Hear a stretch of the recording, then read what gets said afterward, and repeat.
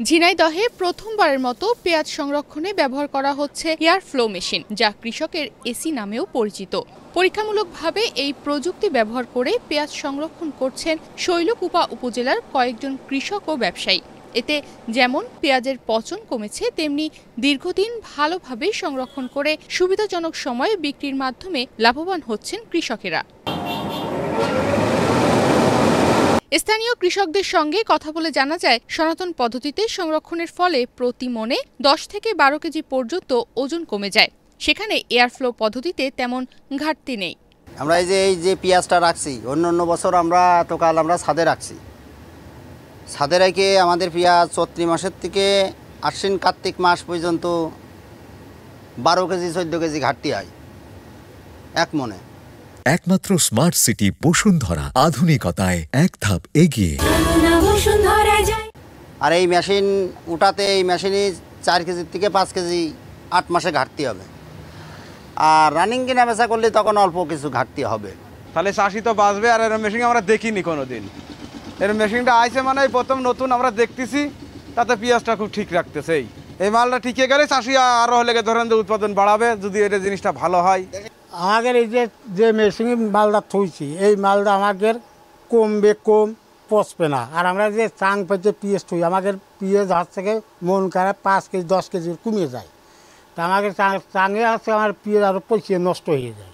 এতে মেশিনটা আমাদের ভালো, মেশিনটা মাল হাতে পচে না। মাচার ওপর স্তূপ করে রাখা পেঁয়াজের মধ্যে বসানো হয়েছে এই বিশেষ মেশিন, যা নির্দিষ্ট তাপমাত্রা বজায় রাখতে প্রতিদিন 10 থেকে 12 ঘন্টা বাতাস সরবরাহ করে।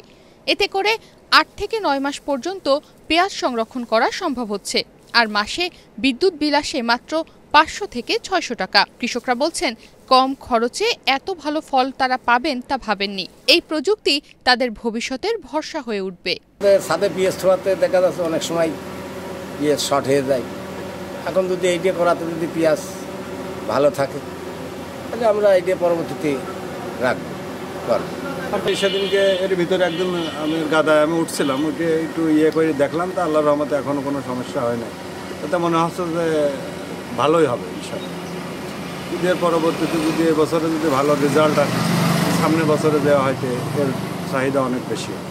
পেঁয়াজ আতালে শুকাইয়ে যায়, কিন্তু এই মেশিন যদি পাওয়া যায় তাহলে পেঁয়াজ শুকাবে না, পেঁয়াজ ভালো থাকবে। আমরা আগামীতে আল্লাহ বাঁচা রাখে আমরা এটি ব্যবহার করবো।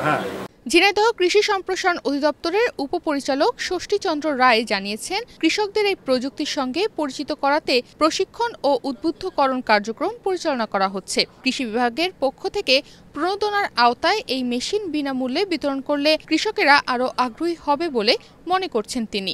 ঝিনাইদহ জেলায় এবছর এয়ারফ্লো মেশিন ব্যবহার করে আধুনিক পদ্ধতিতে পেঁয়াজ সংরক্ষণ শুরু হয়েছে।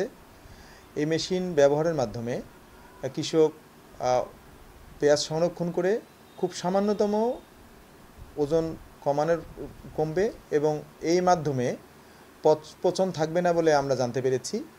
এই প্রযুক্তিটি সম্প্রসারণের জন্য আমরা কাজ করছি। আমরা কৃষককে উদ্বুদ্ধ করছি তারা যেন এই পদ্ধতি ব্যবহার করে পেঁয়াজ সংরক্ষণ করেন এবং আমরা আশা করছি যে এই মাধ্যমে পেঁয়াজ সংরক্ষণ করলে যেমন একদিকে যেমন পচবে না, ওজনও তেমন কমবে না এবং কৃষক লাভবান হবেন। আমরা আশা করছি এই পদ্ধতিটি দিন দিন এর চাহিদা বৃদ্ধি পাবে এবং অধিক কৃষকের মাধ্যমে আমরা এই প্রযুক্তিটি ছড়াতে সম্ভব হব। বর্তমানে প্রতিটি এয়ারফ্লো মেশিন কিনতে কৃষকদের খরচ হচ্ছে প্রায় 17 থেকে 18 হাজার টাকা। এই মেশিন ফরিদপুর জেলা থেকে সংগ্রহ করছেন তারা। কৃষকের দাবি, সরকারের সহায়তা পেলে ভবিষ্যতে এই এলাকায় পেঁয়াজ আবাদ বহুগুণ বাড়বে। এই প্রযুক্তির সফলতা ভবিষ্যতে দেশের অন্যান্য অঞ্চলেও পেঁয়াজ সংরক্ষণের নতুন দিক উন্মোচন করতে পারবে বলে আশা ব্যক্ত করছেন সংশ্লিষ্টরা। নিউজ ডেস্ক, বাংলাদেশ প্রতিদিন।